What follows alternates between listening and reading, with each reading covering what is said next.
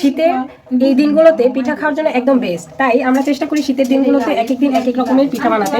Hello everyone, সবাই কেমন আছেন? আশা করি সবাই অনেক ভালো আছেন। আজকে আমাদের বাসায় পাকন পিঠা বানানো হবে। শুরু থেকে শেষ পর্যন্ত কি কি করা হলো সবটাই থাকছে এই ভিডিওতে। প্লিজ সবাই মনোযোগ সহকারে দেখবেন। তো গাইস, আশা করি ভিডিওটি সকলের কাছে ভালো লাগবে।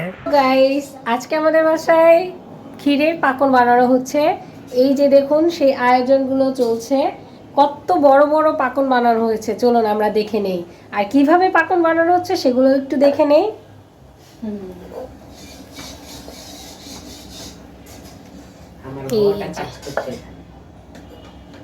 কত বড় বড়,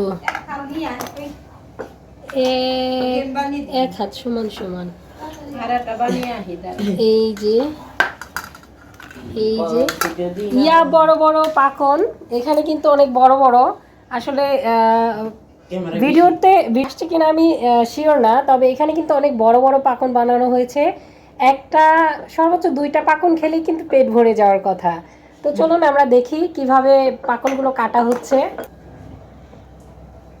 এই পাকনগুলো কাটার জন্য এখানে কিন্তু আমরা সিম্পলি কোনো শেপ দেওয়ার জন্য কিন্তু কোনো সাজ ব্যবহার করিনি, বা কোনো ডিজাইন দেওয়ার জন্য যে প্লাস্টিকের সাজগুলো পাওয়া যায় সেগুলো বাসায় অনেক খোঁজা হয়েছে, পাওয়া যায়নি। যদিও আছে, কোথায় যে আছে জানি না। তো এর জন্য আমরা এই গ্লাস দিয়েই সেই কাজটা সেরে নিচ্ছি। এই গ্লাস দিয়ে কেটে নেওয়া হচ্ছে এই পাকনগুলো। আর এই যে দেখুন, ক্ষীরটাও প্রায় অনেকটা শেষের দিকে, অনেকটাই শেষ প্রায় ক্ষীর। আর ক্ষীরটা খেতে কিন্তু দারুণ হয়েছে, মানে বলার মতো নয়। টেস্ট করে দেখেছি, হাফ বাটি আমি খেয়ে ফেলেছি। আর এই যে আরেক থালা, টোটাল 5 থালার মতো বানানো হয়েছে পাকন। তো এই যে আমরা বাসার সবাই মিলেই বানাচ্ছি, তবে আমি ওইভাবে কোনো হেল্প করিনি। আমি জাস্ট কি বলে সবকিছু রেডি হওয়ার পর আমি টেস্টের জন্য শুধু চলে আসি, টেস্ট করার জন্য। আর পাকন বানানো কিন্তু খুবই সিম্পল, শুধু হচ্ছে রুটির মতো করে বানিয়ে তারপরে হচ্ছে যে যেরকম শেপ দিতে চায় সেরকম দিতে পারে। পুলি হচ্ছে ছোট হয় আর পাকনগুলো একটু সাইজে বড় হয়, এই আর কি। তো এই যে দেখতেই পাচ্ছেন, আর কিছু ভাজা হচ্ছে। চলুন আমরা দেখে আসি রান্নাঘরে যে কিভাবে ভেজে নেওয়া হচ্ছে। এই যে এদিকে মার দিদি দুজনে মিলে হচ্ছে পাকন পিঠাগুলোকে ভেজে নিচ্ছে তেলে। তো চলুন আমরা দেখে আসি।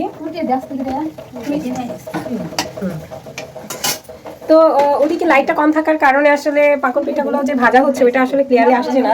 তো ভাজার পরে আমরা সেটা দেখবো যে কিরকম হয়।